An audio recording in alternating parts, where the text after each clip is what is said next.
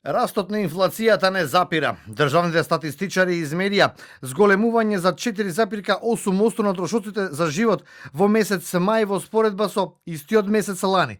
Податоците од најновиот извештај покажуваа дека во анализираниот период најмногу се зголемиле трошоците за транспорт на граѓаните и тоа за 11%, веднаш зад нив се зголемените трошоци за набавка на пијалоци. Алкохолните 9,3%, а безалкохолните 4,7%.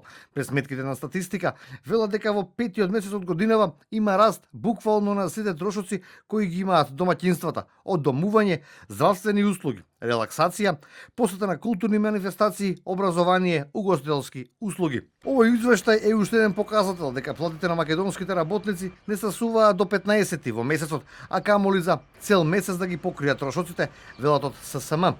Синдикалците се на став дека платите мора да растат. Половина од работниците живеат со плата под 600 евра, а 1/3 се на прагот на сиромаштијата. Работникот не е трошок, работникот е темелот на економијата. Работникот не е црна статистика, работникот е столбот на државата.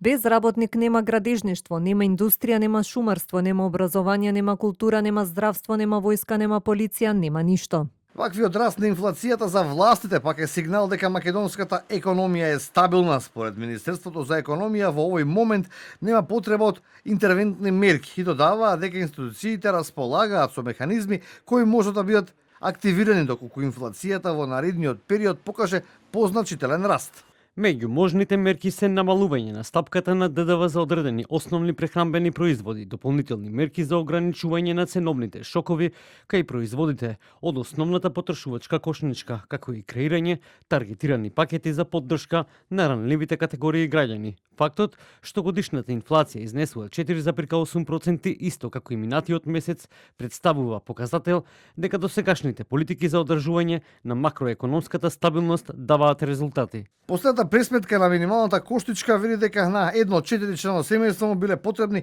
68.700 денари, од нив 25.500 денари се наменети за храна.